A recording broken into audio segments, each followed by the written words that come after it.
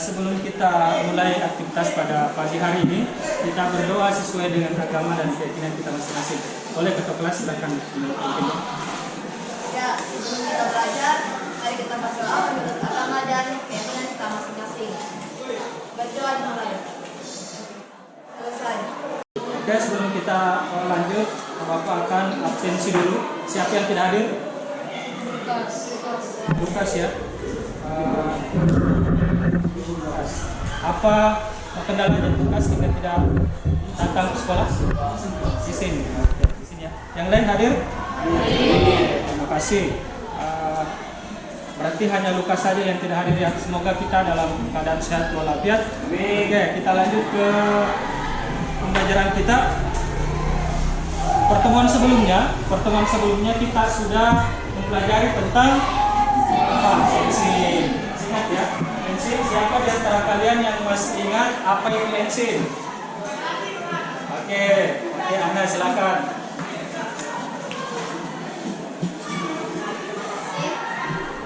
Enzim merupakan biokatalisator, yaitu senyawa yang dapat membantu mempermudah dan mempercepat reaksi kimia dalam sel tetapi tidak ikut bereaksi. Terima kasih tentang teman-temannya. Itulah tadi bahwa enzim itu merupakan suatu senyawa yang dapat mempercepat laju reaksi tetapi tidak ikut bereaksi. Selanjutnya kita akan mempelajari tentang faktor-faktor yang mempengaruhi kerja enzim. Jadi kita akan mempelajari faktor-faktor yang mempengaruhi kerja enzim. Sekarang kira-kira enzim itu didapat di mana? Enzim itu khususnya pada enzim katalase dapat di hati, dapat di hati ya. Pada enzim katalase ini berguna untuk menghidrolisis atau menguraikan H2O2 menjadi 2H2O menjadi H2O dan oksigen atau O2 ya. Sebagai H2O2 sebagai produk sampingan pada saat pembentukan asam lemak dengan asam amino, betul. Produk sampingan itulah yang akan menghasilkan H2O2. Sementara H2O2 ini merupakan bisa merusak sel apabila tidak terurai. Maka datanglah hati berfungsi untuk mengurai H2O2 tersebut menjadi H2O dengan oksigen. Ini yang akan kita capai hari ini. Ya, oke. Setelah itu bagaimana kesiapan alatnya sudah ya? Alat bahan laptop, HP ataupun yang bisa mendukung pada proses pembelajaran kita. Siap ya? Ya. Oke. Kalau sudah silakan dibuka, ada di situ gambar hati. Orientasi peserta didik pada masalah. Di situ ada gambar hati ayam yang fresh. Sudah dapat? Kira-kira menurut kalian apa yang bisa muncul pertanyaan daripada hati ayam tersebut? Kira-kira apa? Kira-kira apa? Boleh, siapa yang boleh bertanya? Apa akibatnya jika sel-sel hati mengalami kerusakan akibat suatu penyakit? Oke, tepuk tangan untuk kelompok 2. Tanya kalau setelah melihat gambar apa kira-kira yang terjadi ketika hati mengalami kerusakan. Untuk menjawab semua itu kita akan melakukan uji praktikum melalui lab virtual. Tetapi sebelumnya kita membaca dulu artikel. Ada di situ artikelnya, tolong dibaca. Bapak kasih waktu 5 menit. Ada artikel ya situ yang berwarna biru. Silakan baca.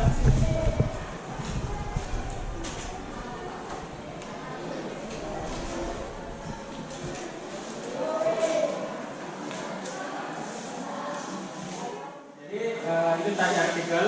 Tentu dengan artikel itu kalian bisa memahami bahwa ternyata ketika kekurangan enzim katalase itu sangat berdampak terhadap apa? Terhadap tubuh kita. Tentunya enzim katalase tadi bekerja dengan substrat, yang mana substratnya tadi adalah H2O2. yang bertugas mengurai ada faktor-faktor yang akan mempengaruhi. Sekarang silakan dibuka linknya. Oke, sekarang silakan dibuka link virtualnya.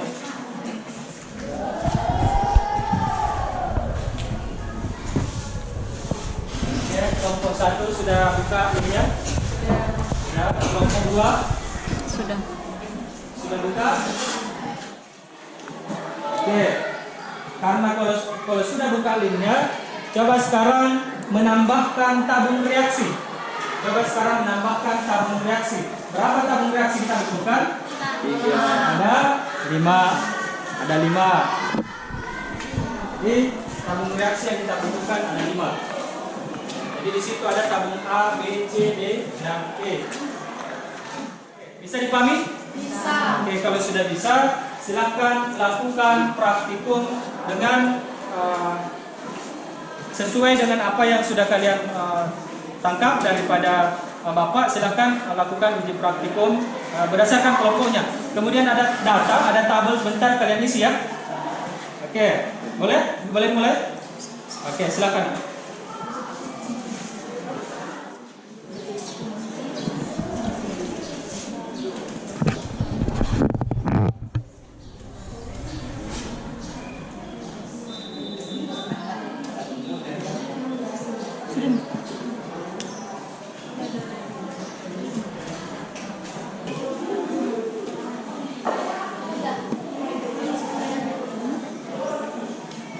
Sudah ya? Sudah semua ya? Sudah ya? Sudah. Kalau sudah, siap-siap kelompok untuk mempresentasikan hasilnya. Ya. Mempresentasikan hasilnya di kelompoknya saja, nggak usah isi depan ya. Silakan kelompok 4. Yang lain siapkan pertanyaannya. Siap menanggapi. Selamat siang, kami dari kelompok 4 ingin membacakan hasil penelitian kami. Tabung A, hati tambah pH 7 tambah suhu 25 derajat Celcius tambah H2O2 gelembung mempunyai banyak gelembung, nyala api menghasilkan oksigen. Tabung B, hati tambah pH 7 tambah suhu minus 20 derajat Celcius tambah H2O2 banyak gelembung, nyala api padam, keterangan menghasilkan oksigen.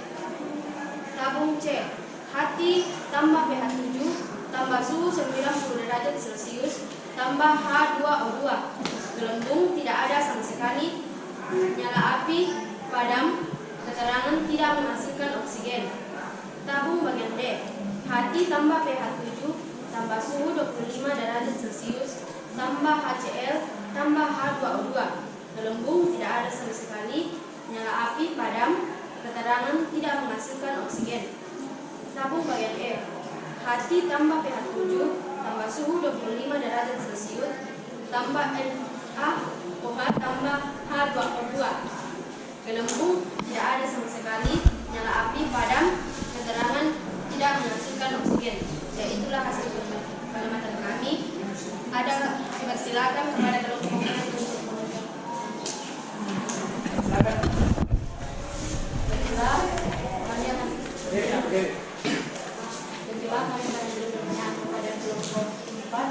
Mengapa pada tabung E nyala api padam dan tidak memiliki sama sekali gelembung,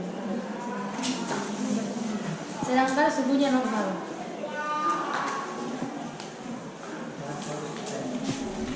Mengapa tabung E Tidak memiliki. Mengapa tabung E bisa dilanjut? Mengapa tabung E tidak memiliki gelembung sama sekali dengan nyala api padam tetapi suhunya Normal. Mengapa pada tabung E tidak ada gelembung dan nyala api sedangkan suhu yang diberikan normal?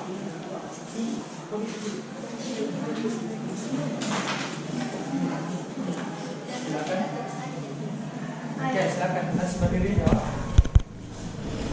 Terima kasih atas kesempatannya. Saya akan menjawab pertanyaan dari kelompok 5. Enzim mengalami kerusakan dikarenakan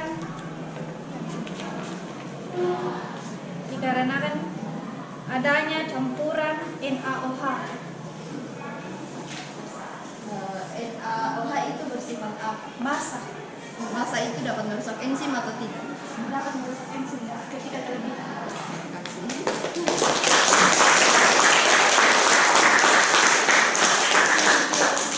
Jadi pertanyaannya tadi kelompok 5, mengapa di tabung E tidak terdapat gelembung dan tidak terdapat nyala, sementara suhu normal. Bagus sekali pertanyaan kelompok 5.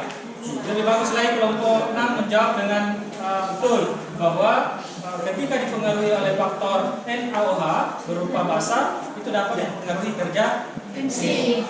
Rusak enzim sehingga tidak bisa menghasilkan sebuah produk. Selanjutnya kita sudah lakukan uji, kalian sudah juga mempresentasikan.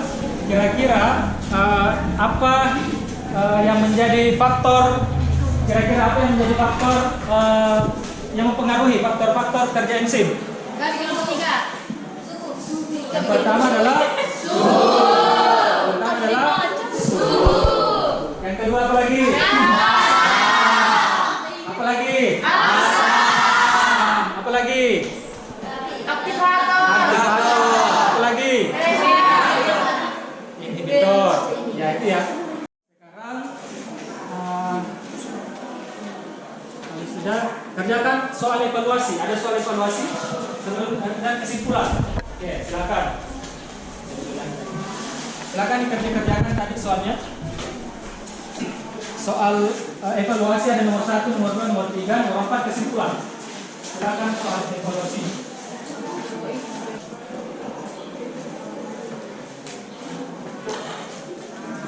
Perhatian untuk siswa jika menemukan motor agar segera dikembalikan. Jika ada siswa yang mendapatkan kunci motor agar segera dikembalikan. Sudah? Ya. Coba kira-kira satu orang yang bisa memberikan kesimpulan. Satu kelompok. Silakan. Kesimpulannya adalah munculnya gelembung dan nyala api merupakan tanda reaksinya enzim katalase. Semakin banyak gelembung dan nyala api, maka kandungan enzim katalase semakin tinggi. Berdasarkan hasil percobaan tersebut dapat disimpulkan bahwa kandungan enzim katalase pada organ hati lebih banyak daripada jantung. Terima kasih. Terima kasih. Tepuk tangan untuk kita semua.